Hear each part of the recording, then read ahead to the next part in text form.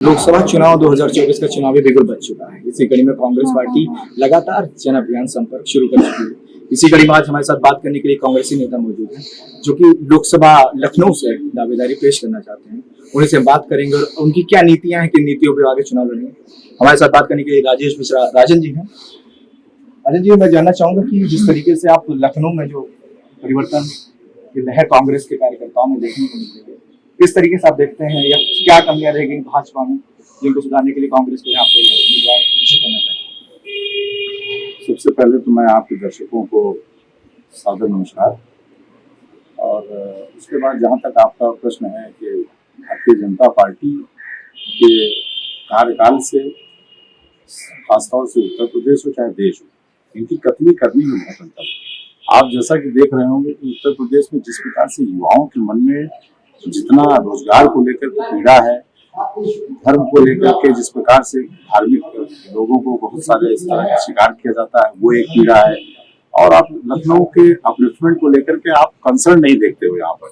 हम तो ये चाहते हैं लखनऊ का प्रतिनिधित्व करने के लिए, जहाँ तक हम लोग उसकी प्रयास के लिए कार्य कर रहे हैं, तो मैं चाहता हूँ कि लखनऊ की कल्चर को डेवलप किया जाए, लखनऊ की हार्मनी को डेवलप किया जाए, और लखनऊ से ही पूरे हिंदुस्तान में रिलीजियस हार्मनी का एक मैसेज आता है। इसको लेकर के भी हम लोग बहुत कंसर्न है। और डाउन टू डाउन यहाँ का व्यापारी हो, किसान हो, छात्र हो, महिलाएं हो, महिला सुरक्षा का प्रकरण हो, छात्रों के भविष्य का प्रकरण हो, सभी चीजों की हम लोगों को चिंता है। और खासतौर से स्वच्छता अभियान, कई बार मैंने यहाँ पर लखनऊ के कई क्षेत्रों को ऐसा देखा है कि पूरी तरह से उसकी उपेक्षा की जाती है।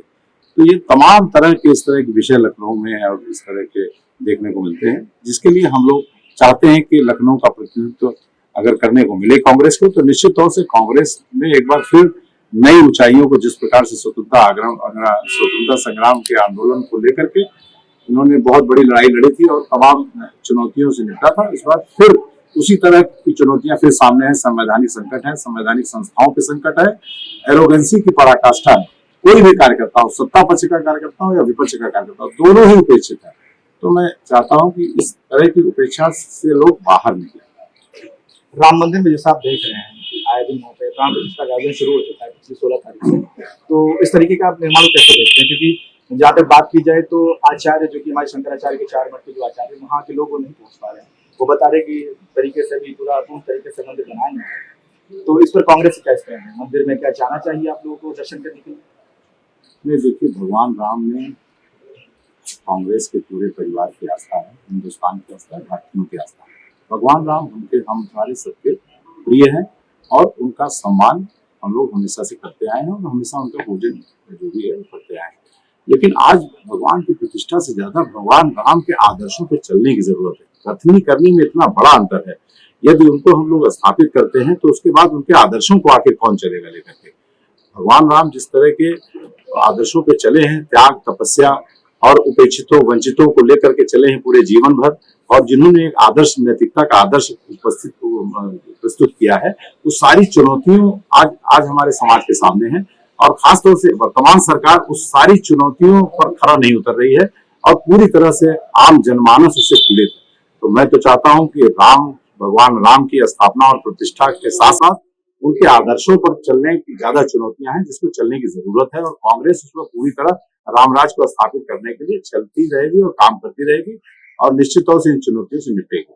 आपको क्या लगता है कि भाजपा को क्या राम मंदिर से पॉलिटिकल माइलेज मिले? देखिए, भगवान राम की एक बहुत लंबे समय से इसमें आपको याद होगा कि कांग्रेस ने ही इसका दावा किया था। राम सबके हैं, कांग्रेस के भी उतने ही। हाँ, ठीक है, एक निश्चित तरह की न्यायालय की प्रक्रिया चली और न्यायालय ने आदेश दिया, उसमें हमारा भी समर्थन है। लेकिन भगवान राम के राज्य में किसी भी धर्म की उपेक्षा नहीं होनी चाहिए, किसी भी समाज की उपेक्षा नहीं होनी चाहिए, किसी वंचितों की और जिस भी तरह से कमजोर लोगों की उपेक्षा नहीं होनी चाहिए। ये हम लोग चाहते हैं। कैमरामैन सुमन त्रिपाठी के साथ में शुक्ला संदेश।